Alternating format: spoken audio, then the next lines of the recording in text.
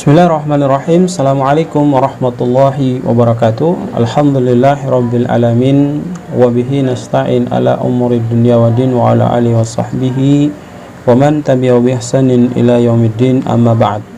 Saudara kaum muslimin jemaah yang dirahmati dan dimuliakan Allah Subhanahu wa taala, segala puji bagi Allah yang telah memberikan rahmat kepada kita, yang telah menyempurnakan kehidupan kita dengan berbagai rizki yang ditaburkan dalam kehidupan kita. Semoga semua fasilitas yang Allah sediakan, yang Allah berikan, semakin membuat kita taat ibadah kepada Allah dan memberikan kekuatan kepada kita untuk tidak melakukan kemaksiatan kepada Allah Subhanahu wa taala. Amin ya rabbal alamin. Salawat teriring salam semoga senantiasa tercurah, terlimpahkan kepada junjungan kita Rasulullah Muhammad sallallahu alaihi wasallam, keluarga, sahabat, dan insyaallah sampai kepada kita. Saudara yang dirahmati dan dimuliakan Allah Subhanahu wa taala, bagi para penuntut ilmu baik yang sifatnya umum apalagi yang khusus agama, ada beberapa hal trik yang perlu dipahami dan dimengerti secara seksama. Sebab kalau kita tidak paham dan tidak mengerti terkait dengan masalah bagaimana tata cara kita menuntut ilmu, adab-adab yang harus kita pelajari dalam menuntut ilmu, maka yakin dan percaya hal yang kita inginkan, yang kita mau dan yang ingin kita dapatkan pasti tidak akan berbekas pada diri kita. Hanya sekedar mendengar dan bisa jadi masuk dari kanan kemudian keluar dari kiri. Saudara yang dirahmati dan dimuliakan Allah Subhanahu wa taala, sebelum kita lanjut bagaimana trik yang harus kita terapkan dalam proses pembelajaran baik yang secara umum maupun khusus agama, mari kita bersalawat kepada Rasul Muhammad sallallahu alaihi wasallam dengan ucapan Allahumma salli ala Muhammad wa ala ali Muhammad. Ayah bunda para muhsinin dermawan yang diberkahi oleh Allah Subhanahu wa taala. Adab belajar yang perlu kita ketahui, yang pertama adalah memperbaiki niat kita ketika kita ingin mendapatkan keridhaan dan rahmat daripada Allah Subhanahu wa taala. Sebab niat ini adalah merupakan patokan dan ukuran terpenting di dalam menjalani sebuah aktivitas yang namanya pembelajaran. Olehnya itu Nabi sallallahu alaihi wasallam mengingatkan kita, innamal a'malu binniyat wa innamal likulli imri'in ma nawa. Faman kanat hijratuhu ila Allah wa rasulihi fa hijratuhu ila Allah wa rasulih. Wa man kanat hijratuhu lidunya yusibuha aw imra'atin yankihuha fa hijratuhu illa ma hajara ilaih. Jadi konsep daripada niat ini adalah merupakan harga dasar yang harus kita jadikan dalam kepribadian kita sebagai karakter. Sebab apa yang terjadi pada proses pembelajaran yang kita lakukan itu dikembalikan kepada niat kita.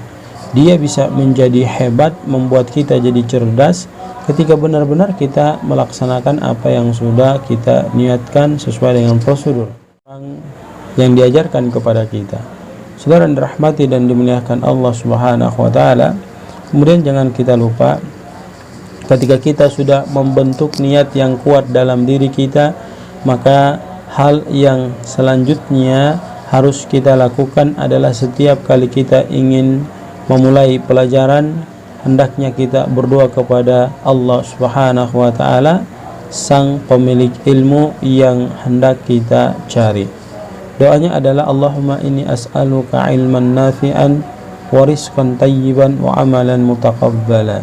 Sekali lagi, Allahumma inni as'aluka ilman nafi'an wa rizqan tayyiban wa amalan mutaqabbala. Allahumma inni as'aluka ilman nafi'an. Ya Allah, aku meminta kepadamu ilmu yang bermanfaat.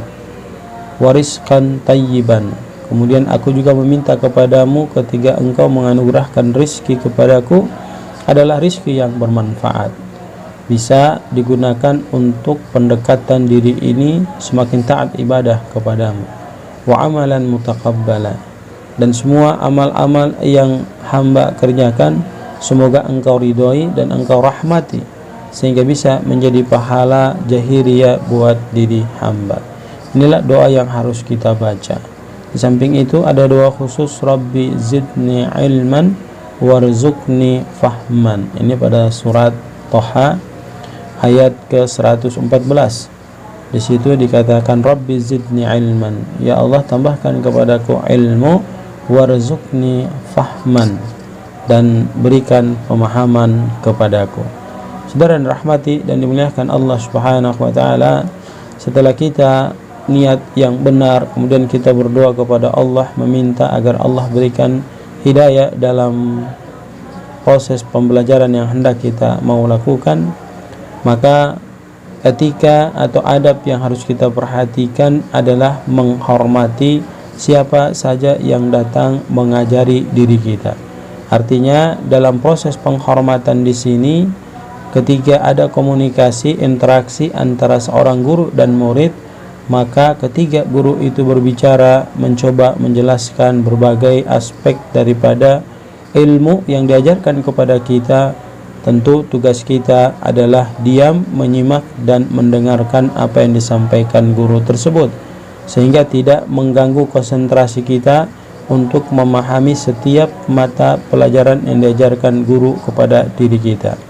Selanjutnya, untuk menjaga keharmonisan dalam proses pembelajaran, maka diperintahkan kepada kita untuk tidak saling berkomunikasi di antara satu dengan yang lain, tidak ribut kalau bahasa kita, agar proses pembelajaran dan penerangan yang disampaikan terhadap keterangan-keterangan dari guru terkait dengan pelajaran yang kita ikuti dapat memberikan warna pemahaman yang baik kepada diri kita. Kemudian yang berikutnya, tidak sombong dan tidak sok pintar. Artinya apa? Kita selalu senantiasa merendahkan diri kita di hadapan para yang mengajar kita, di hadapan guru-guru yang telah berusaha untuk menyalurkan ilmunya kepada kita. Karena itulah adab yang harus kita lakukan. Meskipun mungkin dari banyak baca kita tahu apa yang dijelaskan kepada kita, tapi tugas kita sebagai seorang murid yang baik adalah bagaimana kita tidak memiliki sifat sombong, kemudian tidak sok pintar terhadap pelajaran yang telah kita ketahui tatkala diajarkan oleh seorang guru kepada diri kita. Kemudian yang berikutnya, memperhatikan dengan baik terkait dengan semua pelajaran yang diajarkan kepada diri kita. Lalu tidak pemalu dalam menuntut ilmu. Artinya kalau kita dalam penyampaian guru kepada kita terkait dengan materi-materi tertentu, apabila kita kurang paham dalam penyampaian guru tersebut, maka kita dianjurkan untuk aktif bertanya kepada guru terkait dengan masalah pelajaran yang diajarkan. Disinilah yang dikatakan tidak boleh malu dalam menuntut ilmu. Artinya kita tidak boleh merasa minder. Ketika kita tidak paham, maka bertanyalah kepada sang guru. Insya Allah dengan kesabaran, dengan ketelatenan, guru itu akan berusaha menerapkan berbagai sistem atau cara kepada diri kita agar kita paham terhadap apa yang diajarkan oleh guru tersebut. Kemudian yang berikutnya adalah kita diperintahkan untuk bersungguh-sungguh menuntut ilmu. Man jadda wajada. Barang siapa yang bersungguh-sungguh maka dia akan mendapatkan apa yang dia sungguh-sungguhkan.